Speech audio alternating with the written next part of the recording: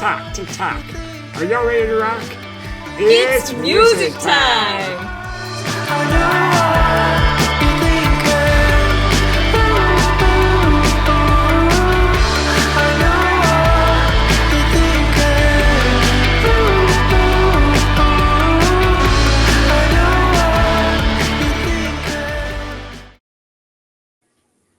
What is up, universe? We've got Tommy C here with us. This is the It's Music Time podcast. My name is Morgan Mitchell. And I'm Tanner Grover, and this is what we do. And we are doing it with Tommy C. Welcome. There he is. Hey. Thank you very much for inviting me to the show. It's very flattering. Thank you. We are honored you are here. All right, let's jump right into it. Take it away, Tanner. Yes, please. All Live right, without so a net. I got no notes. Let's go. That's all right, man. That's the only way we want to have it. That's right where we want you. Yeah. We are in the same space. We're just going to flow. Okay. All right. So, Tommy, we like to start every episode with a little game. And today, we are going to play Guitar Guru. So, we're going to present you with 5 trivia questions that pertain to one of 2 guitar gurus. The answer is either going to be Jimi Hendrix or Jimmy Page. So, Tommy C, are you ready to play Guitar Guru? Oh, I am ready to play. Jimi Hendrix was my very first concert. Really? Yes, I was in grammar school. My parents took me and my brother and his friend in summer of '69. Oh, and life was under never the Carousel Music Tent down outside of Boston. Wow, that's a memory. That's epic. Yeah, I'm into Jimmy. We're both Jimmy, so let's go. Okay, I'm ready. All right, here we go. Number one. Which guitar guru would every day take their guitar with them to school, where it would be promptly confiscated and returned to them after class? Was it Jimi Hendrix or Jimmy Page? I really don't know, but an educated guess would be Jimmy Page. That sounds like a British educational thing. So very wise, and you are so correct. Well done. 1 out of 1. Here we go. 1 for 1. All right. Number 2. Which guitar guru enjoys reading science fiction, incorporating various elements of it into their songs? Would that be Jimi Hendrix or Jimmy Page? I'm going to say, based on Third Stone from the Sun on Are You Experienced, it's got to be Jimi Hendrix. Wow. Correct. Yeah. Well done. All right. You're cruising. Number 3. Which guitar guru is a former paratrooper? Was it Page or Hendrix? Oh, it was Jimi Hendrix. Served. Correct. Yeah. All right. A lot of people don't realize that. Yeah. Yeah, I certainly didn't. Yeah. Flying through these. All right, number 4. Which guitar guru was really into dark arts, owning an occult bookstore and publishing house? Jimi Hendrix or Jimmy Page? Jimmy Page, notorious for his fondness for Aleister Crowley, I believe. There it is. Incredible. Yeah. Okay, well done. Here we go. I think didn't he move into the guy's house? I believe Jimmy Page actually lived in Aleister Crowley's castle or something like that. Ooh, you're probably onto something. I don't know. Do you? I don't know. I'm not entirely sure. Follow-up question. Yeah, We'll hit you back on that one. Okay. Number 5. Which guitar guru's first instrument was a 1 single-stringed ukulele, which they used to teach themselves how to play Elvis Presley songs by ear? Hendrix or Page? I would be guessing. I'll guess Jimmy Page. So close. It's Hendrix. Was it Jimmy Page? It was Hendrix. Jimi Hendrix. Okay, that makes sense too. That one I did not know. I mean, how would you, right? I don't know where you find all this trivia, Tanner. Well, it all comes from the internet, so it must be true. You're right. Right. Well done. Okay, 4 out of 5. That's pretty exceptional, Tommy C. That's not bad. Thank you. Yeah, not bad at all. No studying involved. So okay. That was great, man. So, Tommy C, the last thing I want to do before we jump into your bio and everything wonderful about the journey of Tommy C, we like to illuminate all of our guests on the #1 Billboard song the day that they were born. So, Tommy, you were born on December 3rd, 1957. Yes, Do sir. you know? Do you know what the number one Billboard song was? If I really do not, or have forgotten, but if I had to make a guess at it, 1957 was really the killer year for Elvis. So I'm thinking it would be an Elvis Presley single of some sort. It's a But great that, guess. Yeah, it's actually Sam Cooke, You Send Me. oh, nice. Yeah, That's I Yeah. a love good Sam Cooke. song to Oh, be that's good. born I did to. not know that. Cool. That's a really good one. Yeah. No, man, that's like it reminds me of a malt shop or something. He was fantastic. I He had love an it. album called Night Beats that just is beyond belief. He was really excellent. Check out Night Beats Yeah. by Sam Legend. Cooke, folks. All right. Super. Yeah, no, that's a must. So I'm gonna just read a little bit about you, Tommy C. We're so stoked to have you, and we're gonna let guests and listeners understand a little bit more about you as well. So All here right. we go. Okay. Growing up, a young Tommy C was all about playing the saxophone, immersing About playing what? himself in Marvel comics, the saxophone. Oh yeah, sure. Is That's that true? I started in the 5th grade, Amazing. The 5th grade. and All that right. took me great. That saxophone led me to the high school band, which led me to college. When I went to college, I had intentions of being a music education teacher.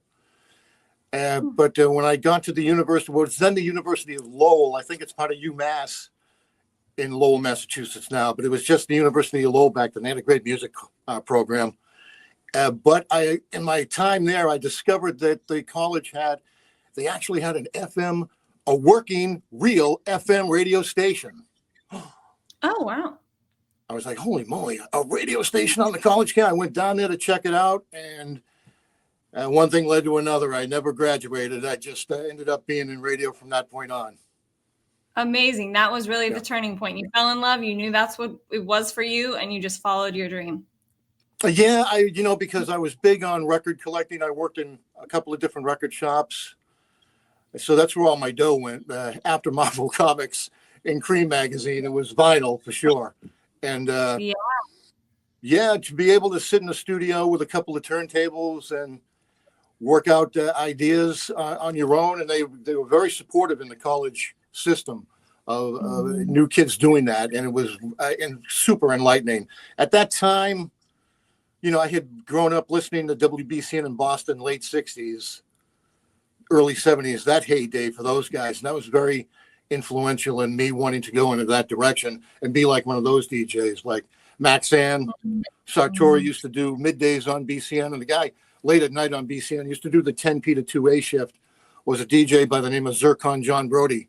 And between Maxan and Zircon John on BCN in those days, that's where I learned everything. It's the first time I ever heard Sparks. It was the first time I ever heard Springsteen. It was because of those DJs.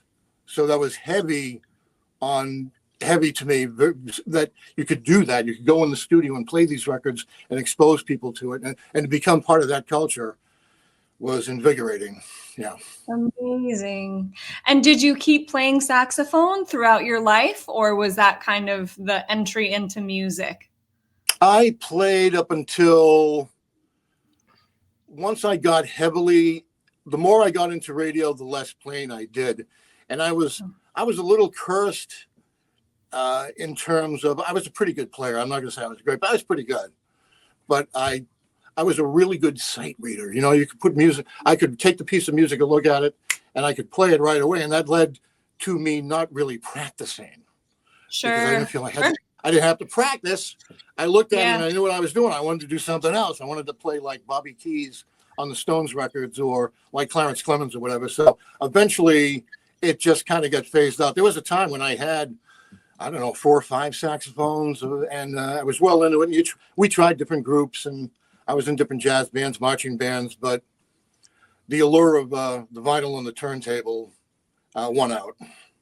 Amazing. Yeah. Amazing. And that led to a long career in radio. I mean, I'm looking at your bio here and it says 30 plus years doing midday program in Portland, Maine before ending up at your current gig, which is called See Where It Goes. Many listeners, I'm sure, have tuned in many times to this on 98.9 WCLZ. The show airs every Saturday, 3 to 7. Yep. And then it re-airs on Monday evening they replay it from Monday night. 11. And they let me do that playlist is truly there is no one breathing down my neck, no one making suggestions, no one everybody here has been very supportive. I feel like everything I almost feel in a way like I'm back to doing a college radio type of show. I love it. Where it is just me in charge of what it is that gets played. And I think everything that I didn't really work in a lot of radio stations, from college radio I went to a beautiful music station, WSSH. And I did nights at like a dentist office music type place, which led to friends in Lowell became DJs at a club. I did that for a while, which led to a gig in Manchester, New Hampshire, doing mornings, weekends, then mornings.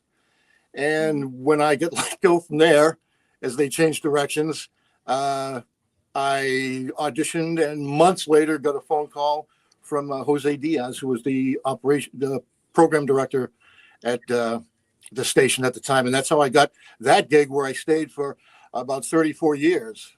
So I've really only worked at, if you include the college station, I've probably only worked at 3-4 stations tops. I mean, I'm not one of those Johnny Fever types that's been all over the country trying to do something. As much as I love Johnny Fever, I just never worked at more than, there were really only, I would say, 3 stations altogether. And That's to be rare. in this business, I'm going to be 68. To be in the business since 1975, and it's now 2025, and I'm still doing it and learning about it and having fun with it. And I think I've been very lucky, indeed, very lucky. I know people that just don't do it anymore at all, and It's tremendous. And I'm doing I think everything that I had done has led me to do this show. Is how I feel. All the Marvel comic stuff, all the Cream magazine stuff, all the working at a record shops, it has taken me to here. And my family's been really supportive. We moved out of Massachusetts and New Hampshire to come to Maine, and that was now almost 40 years ago. So this is really where I feel like I belong, and we love living here in Maine. So I've been very lucky. I've been blessed and very lucky. No question. That's so good to hear. It's very serendipitous. Yeah, serendipitous, and also speaks so much to, sure, yes, your fortitude and your, luckiness and being blessed, but also the fact that you bring so much value, obviously, to all these stations to hold on to you for 34 years. I mean, and how cool that you have this culminating sort of piece of work that now you can land in every single week and bring your whole depth and breadth of a lifetime really worth of knowledge. It's so cool. It's invigorating to do, because I'm not at the mercy of a particular sponsor or a corporate mindset. Right. When I wasn't sure if I was going to continue doing radio or not, it was the gang at CLZ, Maddie, who you just met earlier, and a couple other people that are here that I had met over the years in various forms here and there.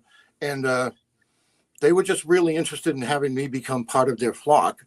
And they really offered it up as to, what would you like to do? And it was Brian Farrell, God bless him. He was the program director for CLZ at the time that took me in. And it was Brian Farrell that's, well, what do you want to do? What do you want to do with me? Yay. So the support system here, off the charts. Amazing. And it has taken me a few years to get it to the shape that it's in, and I think it's darn close to maybe being what I envisioned long ago. Again, it's so much like doing the college station. It blows me away. But every week counts. It's like the game's on, let's go. And and I always do it live. I always come in and do it live. No pre-recording of See Where It Goes.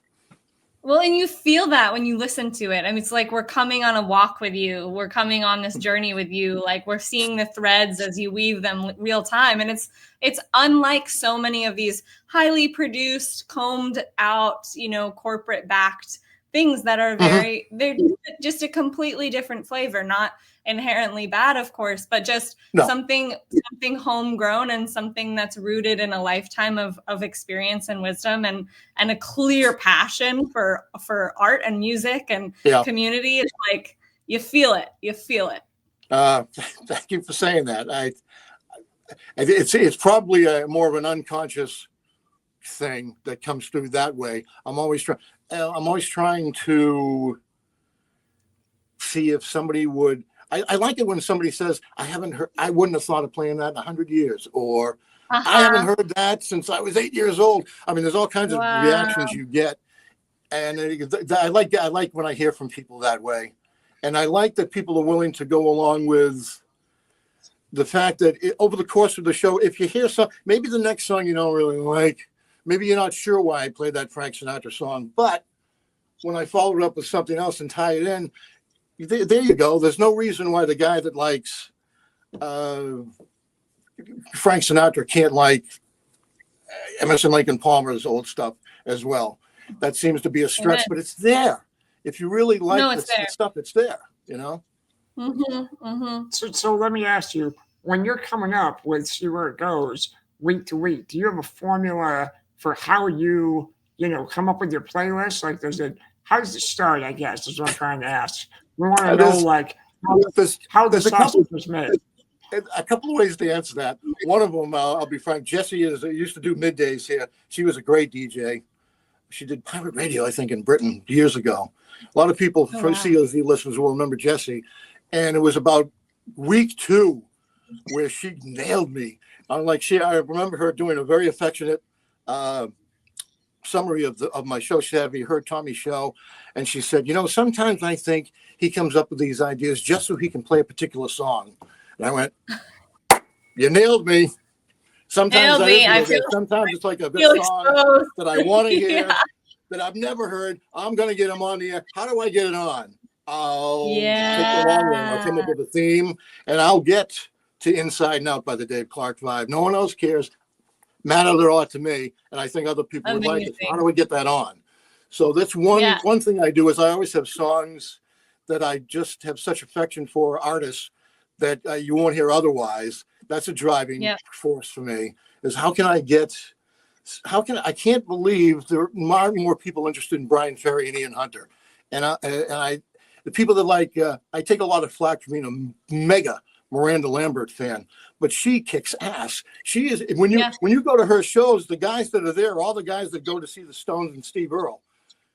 So I like to don't be afraid of that kind of stuff. When you put it side by side and you mix them all together, there it is. There's your meal, Totally. So a lot of it is just what I really want to get on. And a lot of times when I feel frustrated by coming up with ideas, I am always inspired by a headline that I might see on TV or a heading in a magazine that's about something, and it'll say, I'm trying to think of one that I've done lately. I was watching the news, and it was a story about the incoming administration, and the bottom of the screen said vows of retribution. I thought, cool, that's a cool phrase. Getting even. So I did 4 hours of songs about revenge. And because I saw that, and that phrase caught me, and I thought, there's something I can do something with that. So that's where I get that's about 50. It's 50-50 between the stuff I love and want to share. And a lot of times I just force myself to do things that I would not have done otherwise. Not everything I play is a Tommy favorite, because otherwise no one would listen at all, ever. So I like to broaden it out. And if there's a phrase that means I got to play, well, I don't know. I like it. I don't want to put any artist down or anything, but I do. It opens the door for me to play stuff. It forces me to listen to stuff that I maybe would not have listened to otherwise. Why are my friends so into this band? I'm not sure I get. it took me a long time before I understood Tool. You know, Sure, Mhm. sure, yeah, Mhm. yeah. Mhm. That's fascinating that you were able to cull a whole show from a news headline, and it just reminds me of one of my favorite movies that I actually introduced Morgan to about a year ago. David Byrne wrote a movie in the '80s called True Stories, oh yeah, yeah, yeah. and yeah, yeah, and so that the premise of that, it's all based off of Weekly World. I'm familiar with it, but I have to confess I've never actually seen it, but I do know what you're talking about. Yeah. So, anyways, there are always characters in the movie that are based off of Weekly World News headlines, and it is very much like a musical, Oh David wow. Byrne talking about esque movie. You should check it out, man. You would I love will. it. I Is will it do true? that now. That's interesting. Okay, I will do that this weekend. Sure. It's funny you'd mention him because there's a good example of a group that I always liked and was fond of over the years, but I only had a couple of albums. I never was really a big Talking Heads guy because when you get into something, it tends to block a lot of other things out. But over the years, Yeah. especially the last few years, especially since I've been here, there are some. I'm like, why didn't I have that other Talking Heads album? Why didn't I have that Talking Heads album? Wow, those guys were unbelievable. They were so ahead of the It's so curve. So it's fun to catch up with Mhm. a band like that I thought I knew about 20 years ago, 30 years ago, whatever it was. And I hear them now and they sound completely fresh and new to me. That's what good albums, good bands do, you know. So true. Absolutely. So, let me ask you this just in terms of working in radio in general, like, Mhm. you're a storyteller by nature. Like, that's a big part of See Where It Goes, is you're kind of navigating your audience through this theme for, 3, 4 hours. So, Yeah, fair like, enough. do you feel like, I mean, was this a natural skill or is this like something that you've kind of, accumulated this knowledge of how to be a great storyteller over the years? Oh, wow. Interesting. I've never really particularly thought of myself as a storyteller. It's interesting you perceive it that way.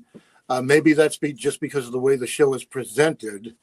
Um, yeah, am I a storyteller? I don't. Maybe I never really thought of it that way. But Mm. yeah, I always try to be low key when it comes to that because there's a lot of over the years, all the people that you meet, and all the stuff you're doing, it can be very boring and pompous to those of us that aren't in on it for a living. So I kind of tend Sure. to not. I don't really think of myself in those terms. I guess it's just the way it. If that's how it comes through and people are digging it, then I'm very happy for that. But it was never really an objective. To tell a story, though, I guess maybe it comes across that way. That's interesting. I had not thought of it that way. Mhm. Well, I mean, I know whenever I tune in, I kind of, hang in there from beginning to middle and end, the way Yeah, a story, unfolds. And you're very much the narrator of See Where It yeah. Goes. So, I guess. And yeah. Also, the thing that strikes me, whether it's putting together a playlist or spinning records or writing a song or writing a poem, the core of that is the creative process. And Mhm. to me, receiving your show and just having the privilege of us chatting with you, like, it feels like you're someone who is very steeped in the creative process, and you seem to give yourself as much space as you need. I mean, the See Where It Goes model in general is just such a unique opportunity to watch a thread of someone's mind really Okay, yeah. unfold in this Mhm. kind of fluid way, where I feel like, mainstream culture on so many levels is very formulaic, and there can be, a lot of rigidity of this is Yes. this Okay. genre and this is correct and this is whatever. Like, how has it always come to you naturally where you've been able to have that spaciousness in your process to kind of give yourself the time for things to emerge? Or is that something that you've kind of accumulated over time? Ooh, boy, that's heavy. I know we Um, go, I don't know what to say. yeah, no, it's interesting. I because I don't really think about it when I'm doing it. I suppose the best way to answer that is to maybe tell you the process. I'm constantly, and my wife will verify this at home. I am constantly oh, I thought of something, and I'll get the pen and Right. paper and write it down, and I keep my folder handy, and I write it down, because if I don't write it down, I'm not going to remember it tomorrow. Something else will Totally. come up.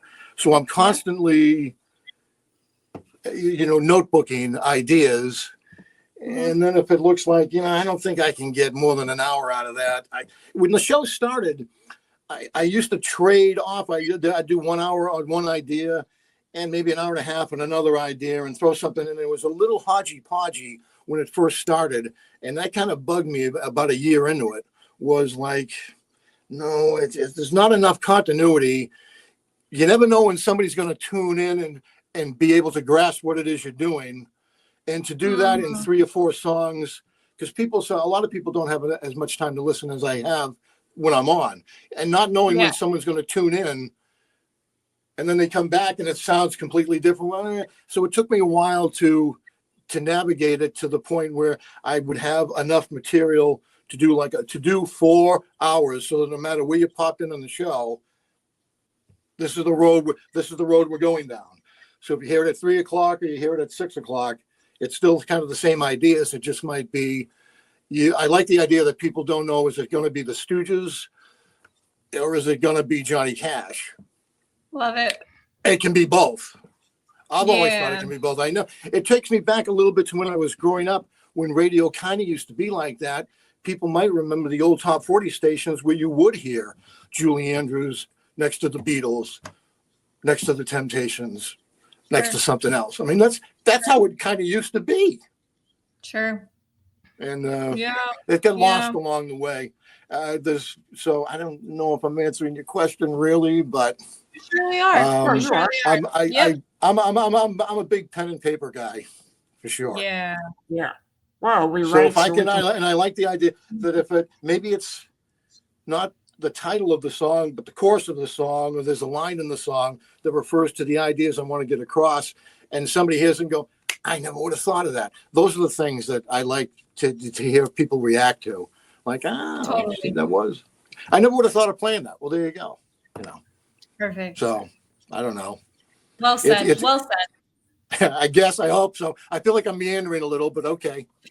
We speak meandering fluently. Yeah. We are in a very similar boat over here. So no, that really says it. I mean, the truth is, like, being a human in the world is the inspiration to a certain degree, isn't it? I mean, whether it's like a conversation or a sign or a headline or a color of someone's sweater or a dream you had, it's like, it's like it all contributes if you're open to it. And if you have a spacious enough model where you can track that thread, you strike me as someone who's always paying attention. You're listening, you're paying attention to your own inner world, but also your exterior, and what comes through that is a result of something that's so rich, Yeah, that's fair enough. That's pretty, that pretty much describes the process. Yeah, very good. That's cool. Cool. Yeah, I've been very lucky. All I can say that I've been able to maintain the interest. I think some people get burnt. Things happen along the way to people for all kinds of different reasons. But I think music in particular can be even more powerful than maybe a movie or a book.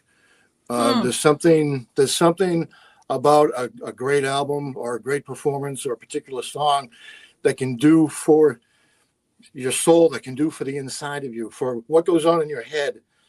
A particular guitar change or a keyboard solo or a drum lick. There's always something that can take you to somewhere else in a way that I don't think any other kind of art form does. Well, it's fun to look at pictures and read books, and I do both. There's nothing like a good Lindsey Buckingham solo, or a Tony Bennett performance that just takes you where you didn't think you could go. So that's what I really like about the music end of it, which is why I never got into storytelling or writing specifically. It's kind of one of the things that led to me not playing saxophone anymore. Though I think if you gave me one right now, I'm sure I could play some scales. I did it for such a long time. But at some point, I did realize that, you know, to have a successful life in a creative band is near impossible. You might as well it would be easier to be a brain surgeon. Mm-hmm. Mm-hmm. You know? Mm-hmm. So Mhm. I like being able to take other people's stuff and fool with it that way. As far as like, yeah, give me a good song. You know, Perfect. give me Perfect. a good album, give me a full album, and I think you can change the world with a piece of music. I think, and I think it's been proven. So Perfectly said. Couldn't agree more. I think that's a great transition into our deep cut, actually. Mm-hmm. But before we get into our deep cut, I do want to ask you one thing. Sure. Just in all your experiences of DJing and conducting interviews and being around music and attending live shows, and you Mhm. just alluded to how one song can really help you experience something out of body or ethereal. Yeah. What would be, in your estimation, one or two highlights of your career that you could reflect on? I can. Well, there's a specific. Well, like I said, my first show was Jimi Hendrix Experience. It was when Axis Boulders Love, the second album, was out. It was the Carousel, like a summer music theater in the round outside of Boston. And when they weren't doing Fiddler on the Roof or Comedians for Old Folks, they'd occasionally throw a token act for the kids. And it was in the newspaper, and it was the Jimi Hendrix Experience. And my brother and I just went, Jimi Hendrix is going to be in Boston. And yeah, my parents filled out the form and mailed the check, and we got the tickets back in the mail, and they brought us in. And I remember thinking that they almost didn't look like human beings. They looked like they had been beamed in from outer space to share with us humans what they can do with strings and amplifiers and sticks and cymbals. And it was just the course was set. I mean, the course was set. That was a very big moment to see up close your first show and have it to be something that wasn't trite. As the years have gone by, we all know what Jimi Hendrix was, and did. And to have been able to tell you that I remember everything about it, and I do, it was wow. It was a big atomic bomb. Wow, for me. The other around the same era, the only other thing I can really specifically remember feeling was a little kid. It was "Honky Tonk Woman" by the Stones. Now you got to go back to imagine. Because it's been played a billion times to death. Try to imagine never, ever having heard that, like ever. Never. And I went with my neighbors. We're going to go to the ice cream stand. Hey, you want to come with us to the ice cream stand? And my parents said, yeah. And I got in the back seat with Charles and Ellen Gately and their parents. And we went across town to Carter's ice cream stand. And they had 68 WRKO on. And I'm in the back seat, and we're just riding to the ice cream stand. And Honky Tonk Woman came on, and I was like, I was sucked like to a UFO. Yes. Where I found God and everything good about the world and future hopes. And it was truly an out of body. I remember when the song ended, looking around and thinking to myself, did anybody else hear that? Did anybody else just hear that? Because what I just heard took me out of my body. Amazing. Went and got it, and presto. That was a big Honky Tonk Woman the first time I ever heard it. Lord, I almost passed out in the back seat. It was overwhelming. Never heard anything like it. Had to have more. Isn't that incredible? That's what music can do. Yeah, it really was that. So it's as much as I love, the Beatles and everything, and Bruce and whatever, it was a Honky Tonk Woman was sealed the deal. Jimmy got me off and running, And then Honky Tonk Woman just buried me, and there was no looking back, really. I tried from that point on to play more and to go to the College of Music and have a serious career teaching kids, and so, but I never really got over it. So those two things to me stand out. There have been many shows over the years, but I think when you're, when you're 10, 11, 12, you never get over it, especially something like that. I mean, Ed, who else has done Honky Tonk Woman? Really, my God. Yeah, so So true. that was my biggie. But again, you have to. It's hard to imagine not having heard that because we know it inside out. So you really got to kind of step back and go. Imagine. I don't know. Anyway, it was what I called. People ask me about it. I said it's probably what people experience when they say they're born again. Yeah. Maybe that's what it was. Yeah. The spiritual experience for you, no doubt. Yeah. It really was. I really relate to that. I was born in '83. And so for me, in a similar fashion, hearing Nirvana for the first time with Smells Like Teen Spirit, and you're in MTV culture with the music video, and you're in the gymnasium and all that. And you can't, now kind of like you're saying, those songs, they're just a part of our culture and a part of our lexicon, for better or worse. But when you're experiencing it the first time, it is different. And that's so cool that, you have that experience with Honky Tonk Woman. Yeah. If more people should have that with whatever find when something hits you, it just hits you. And it could be, again, for somebody else, it could be a book or a painting or a TV show or a play or who knows what. I mean, different strokes for different folks. God bless Sly. Sure. Sure. Right. Like, so, I would say like a big artist this past year that I think a lot of people that are younger than I are into would be Chappell Roan, right? I mean, Chappell Roan is someone that I don't particularly connect with, but that artist is connected with this huge demographic of people, and they've had their Honky Tonk Women moment with, Hot to Go, right? So that's just sure. Yeah. And thank goodness it's that way. I mean, it just speaks to how we're almost attuned to different frequencies. And when you hear something, it has like a specific resonance with your body, with your soul, with your force field, with your energy body, whatever you want to call it. But like when you feel it and you're in it, you're in it. It's so funny. Yeah. I listen to music, so intensely. Like when I'm listening to a song and really listening to it, it's like all I can do, right? Like I really have to be super present and kind of and it's so funny when I'm with someone that gets it and we're there together. And then when I'm with someone who doesn't get it and they're chatting and they're asking me about I'm like, no, you don't understand. I'm listening to this song with my whole body. You can't talk about the weather. What are you doing? I'm having a spiritual experience. So it's so funny. I have to be like mindful of that because I'll be like in the car and I'll be like window down, like in the passenger seat, and then someone will be like, I think we should go to an hour later. I'm like, don't talk to me. Yes. So. I can relate totally. It's it's like, are you not listening? Are you hearing this? How can you not hear? Do you not understand what's happening? I'm having a full body experience over here. Oh my God. That's fun. It's funny. So much fun when that happens. It is. It's the best. What do you think, Tanner? Deep cut, or do you want to? I'm sure deep cut. Deep cut? Okay, super. So on this episode, Deep Cut, we go a little bit deeper. We ask a more specific question.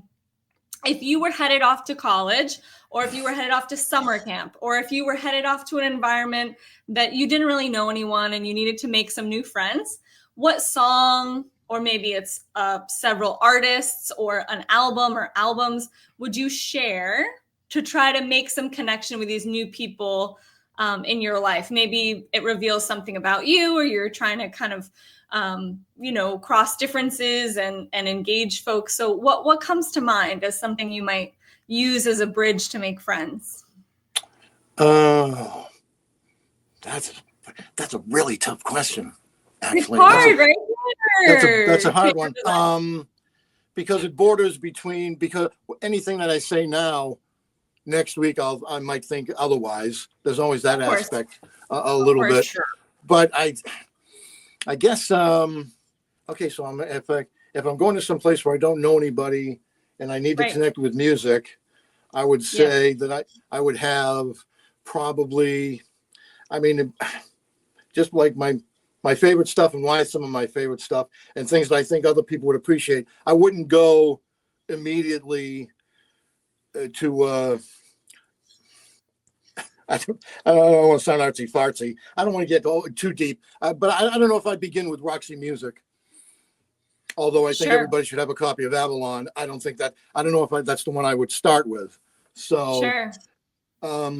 I would say, the Beatles' White Album is certainly something you can live off of anywhere on the planet, any time of day, with any people, regardless of race, creed, color, sex. I think a completely perfect set, the way that is put together and the way it's sequenced, and all the unbelievable songs and singing and lyrics on the Beatles' White Album. I don't see how you could not make friends with somebody over that record, whether they came from Mars or whether they came from wherever it might be. I think that would be something I would take with me to that the White Album's a good protector. That's a good one that you're safe with, and how can you not have that record, So that's cool. That is one for sure. The only one that comes to mind was I was older. This would take me to being in high school that had major impact, and I think speaks on a lot of levels. Is Springsteen's "Born to Run" album. Is that record? Not only is it a great album filled with great songs, it could be interpreted as a novel. It could be a movie. Yeah. It could be a play. That album conceptually from start to finish if that doesn't satisfy the urge to scratch the itch for you, then you need to check your pulse. Yeah, that's how I feel about that. I mean, that album is so rockingly honest and all in black and white. If you remember the packaging, it was all black and white, and there it is. That's just that, and people can, there's the sound of the keyboards on that record. I think you can go. I can't imagine not making friends with anybody anywhere if I took that record out. If I'm in a bar in Germany, I could make friends instantly by playing the Born to Run album, I think. We'd be your friends, no problem. Yeah, we'd be friends. Yeah, we would hang out. Yeah, for sure. What about you, Tanner? Well, it's funny you talk about Born to Run and having that be from your era, and I took a very similar standpoint where I'm thinking, all right, high school, what's the one album that everyone seemed to own? And this is kind of odd, but for our generation or my generation, there's this movie called Go in 1999, and everyone owned the Go soundtrack. And so on the soundtrack, and this is a time capsule, 1999, you have a song by No Doubt. You have a song by Len, Steal My Sunshine. You have a song by Natalie Imbruglia. They have a Magic Carpet Ride Steppenwolf remix because everyone was putting, hip hop beats to rock and roll songs. That's cool. The star of the show would be this song called Cha Cha Cha by Jimmy Luxury. But everyone had this album. And so I'm just thinking of all right, if you're going to make friends, you better have a copy of this compact disc, which I did. And so that was my answer. But I don't know, Morgan, how about you? Yeah, so similar to you, Tommy C, my choice would change today from next week, but also 3 minutes ago, I had something in mind and I just changed my mind. So this such as being a creative agent in the world. It's just zing, zing, zing. You just got to go with it. I think anything by the Temptations, because holy, that music is masterful and stunning and rich and universally resonant in some ways. And so it's beautiful. Yeah, that stuff is beautiful. I was also it's funny you said that because I was this close to mentioning the Supremes. Yep. Yes. Yes. It struck me that exact same way that you were just saying. Totally. So I think at the end of the day, I would go with the Temptations. There you go. So You can live off of that. oh, no doubt. Yeah, oh, no yeah. doubt. It was such That's a cool. part of my childhood and just like such a go-to of just magical, truly magical music. And just to kind of like, it's funny, it's because now it kind of comes around, you probably are familiar with them, but when you hear the Rolling Stones versions of Just My Imagination or Ain't Too Proud to Beg, there's like a whole full circle thing that we're starting to get into now. Yeah, it's true. Which, by the way, if you haven't heard it, the Stones version of Just My Imagination is to die for. So I haven't. I gotta look. Yeah, it's that on up. Some Girls. Go. Check out Mick Jagger doing Just My Imagination. Ooh. Oh, I will. It works so. And if you want to kick it up a little bit, the version that's on the concert movie Shine a Light, where he throws a little swearing at the end, just for good measure, fantastic. Perfect. Yeah, it's love that. So yeah, Temptations, yes, sure. Yeah, baby, awesome. Yeah. All right, so mix it up playlist. Right. So for all of our listeners and viewers, every episode we include a mix it up playlist that you'll be able to click on in the Spotify description. And we've asked Mr. Tommy C to contribute 4 songs to the playlist. I've contributed 4, as does Morgan. We are going to add your birthday song, You Send Me by Sam Cooke, to the playlist. That's cool. And so, I'm so lucky I got that one. That's such a good one. Boy. Yeah, Tommy, the guy that was born the day my ding-a-ling was number 1, that's... Yeah, sometimes you're the windshield, sometimes you're the bug. It's just, you never know. Sometimes you are the bug. Right. Yeah, but you won on your birthday. You send me. That's a good one. What are some of the songs off the Mix It Up playlist that you wanted to share with folks? Could be just a couple or whatever you want to say. I remember you don't happen to have the list that I sent you. I know I sent you 4, and for some reason I can only remember 3, and it was very top of that. I forget what I was. I know what I'll tell you what they were. For sure, "Baby I Love You" by Aretha Franklin. Amazing. I think if people listen to "Baby I Love You" by Aretha like once a day, all around the world, a lot of problems would be solved. I couldn't agree more with that. Okay, there would be a lot less of. Listen to "Baby I Love You" with your eyes closed, and you can imagine a better world. The other song. Let me see. So "Baby I Love You" Aretha, a personal fave, the first album from Oasis, definitely maybe a song on there is a wicked workout called Columbia, and it just is. It's very pulsing, hypnotic, driving, British, like that cannot be an American band doing something like that. I love that record, the first Oasis album, Columbia. And the other one was, again, I tend to refer back to Miranda Lambert a lot, much to the dismay of my older daughter, who doesn't believe I should be liking. What are you doing listening to that stuff? And again, like I said before, you gotta listen. She's amazing. Yeah. And a song off of her album Revolution, it's like about just a little 2-minute piece called Airstream Song, about living and working and touring in an Airstream. And it's beautiful. It is poetry and beautifully sung, and I could listen to that every day.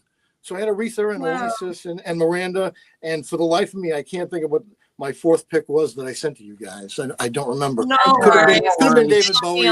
I don't know. Sure. Yeah. No, it'll be on the list. That's a great selection. These are always such a blast to listen to because, every podcast interview is obviously so different inherently, but then we get this window into your own influences. So Tanner, what about you? So I want to just highlight 2 songs. The first one is a new song by an artist called Blonde Show, and the song's TNA. She's a artist out of LA, I believe, and this is her 2nd album. And what's her name again? It's Blonde Show. So blonde, like like Bombshell, but blonde shell. Blonde Show. Yep. And the single's out now. It's got a really, great music video that goes along with it that you can watch on YouTube. But, you talk about feeling it like the emotion of an artist. And when she hits the chorus of that song, that kind of struck a nerve with me, and that's why I want to highlight it. But it's Okay. kind of a throwback to that grunge sound. You can put it in there with artists like Garbage or Oh, wow. Okay. Courtney Love, anything like that. Yeah. Hole. Yeah. Yeah. Hole. Yep. Yeah. And the other song I want to highlight is someone that we've interviewed, J.W. Francis. His first song that went kind of viral maybe 3 years ago is a song called John, Take Me With You. And if you haven't heard J.W. Francis, he's like an indie kind of lo-fi rocker. Okay. Really genuine guitars. But I really wanted to put him on the radar of yourself and WCLZ, because I would love to see, JW maybe get some main airplay. I'm going to look into that. Yep, he's a really good guy. One thing he does is every Valentine's Day, he writes over 100 individual Valentine's songs that you can request to him. He's constantly coming up with new material, but he really cool artist. So check out JW. I will do that. I'm going to do that. Yeah, cool. So awesome. Yeah. And for me, a few as well. Similar to Tanner, someone that we haven't yet interviewed, but someone we're about to interview is an artist by the name of Naomi Westwater, and they're based out of Boston, Brockton area. Okay. And Naomi just came out, or is coming out with an album called Cycle and Change that follows the wheel of the year. They look at solstice, and they look at harvest time, and they look at Yule, and all of these different moments in the year from kind of a more pagan lens, a more natural lens, and all of the energies that come from that. So there's a song that they recently recorded, produced, and released called Solstice.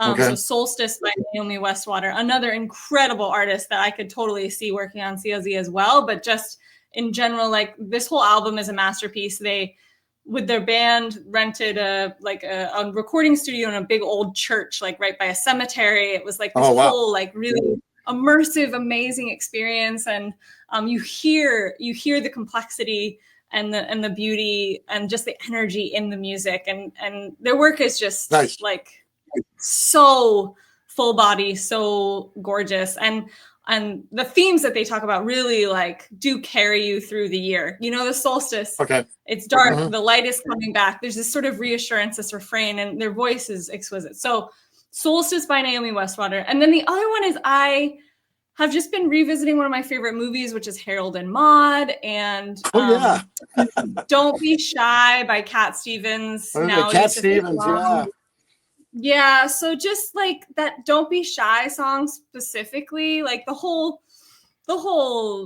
everything that Cat Stevens, Yusuf Islam has created, to me, is like just perfect, beautiful, really interesting to my ear. I love it. But that song specifically from Harold and Maude, and the pairing, like the soundtrack too, to just listen to it front to back from the movie is also really it was cool all Cat Stevens, wasn't it? Yeah. Right. Yeah. So anyway, those are my two: Don't Be Shy and Solstice. Those are my songs. Okay. Nice. I'm gonna look up the stuff that you mentioned, a couple that I didn't know, so I'm gonna check it out. Yeah. I'm gonna look into it, We'll see what I can do. We'll send you the playlist, so you'll have it. For sure. Okay, cool.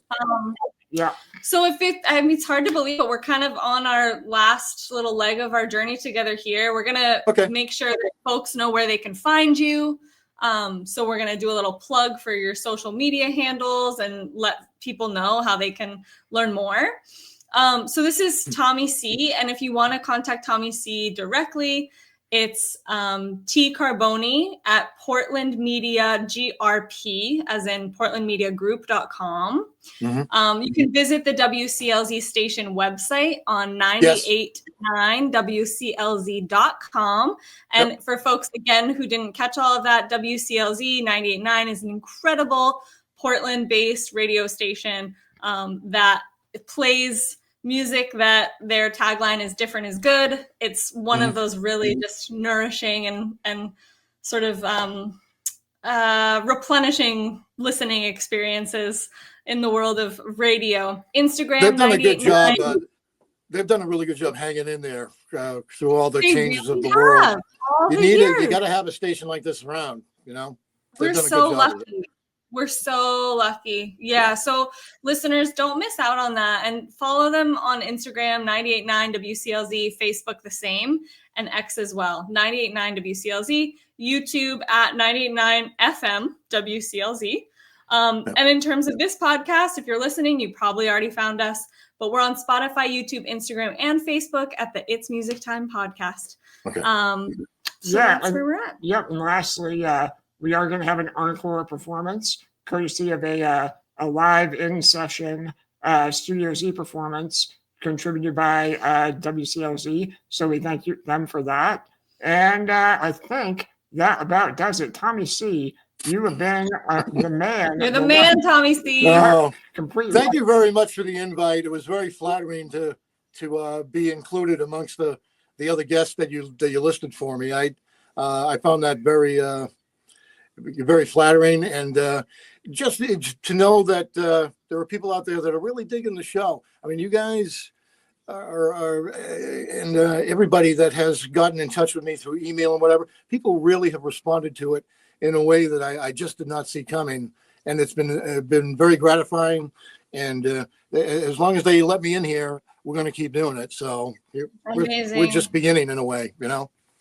We'll be tuning in on Saturday for sure, and it's really a joy and such kind of a auditory sanctuary, respite in a world that's really busy and really formulated and really overproduced.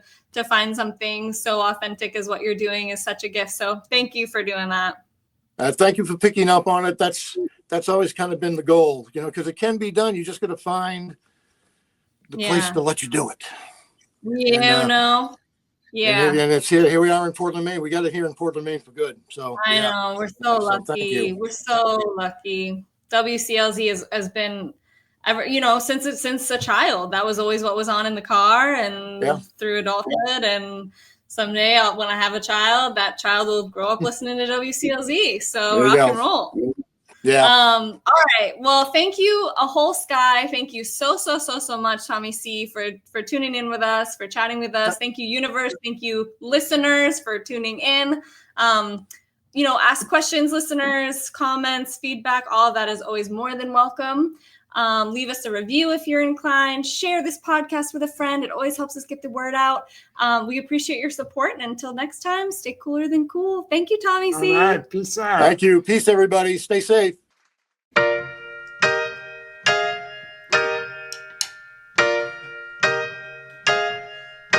I know I'm not the first one to sweep you off your feet, but I believe we can make it, you know, back where I came from and coming after me.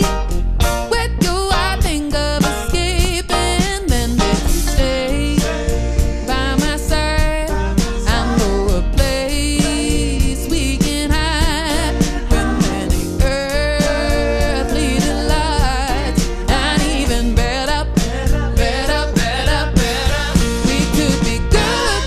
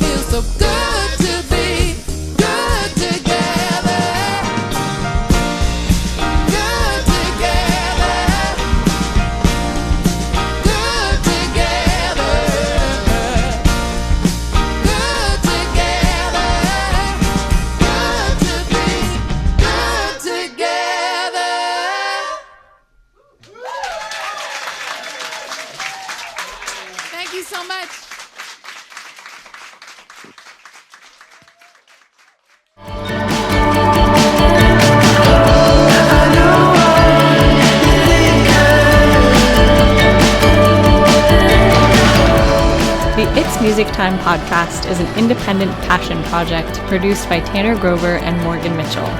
The theme song for this podcast is by Ben Shepherd, the artist known as Yay Yay. Find him on Instagram at Yay Yay Music. Thanks for tuning in to the It's Music Time podcast. See you next time.